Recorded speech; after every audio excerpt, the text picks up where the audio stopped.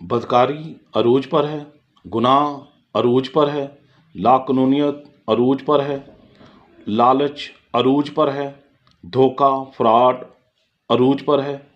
आज का इंसान जो है धोखे से, लालच से, फ्रॉड से, जुल्म से आगे बढ़ना चाहता है, लेकिन इस बात को वो भूल गए कि वो आखिरत को जो है वो ख़राब कर है। अपने लिए जो है उसने आखिरत को ख़राब कर लिया। आज हम देखते हैं कि इस दुनिया ने सच को एक कोने में लगा दिया।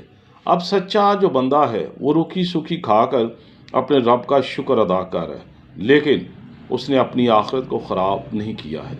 वो सच के साथ जीना चाहता है, सच के साथ रहना चाहता है। बेशक ये दुनिया सच्चाई को जीने नहीं देती है, सच्चाई को बेशक के कोने में कर दे, लेकिन वही कोने में जो सच है वो एक दिन जो है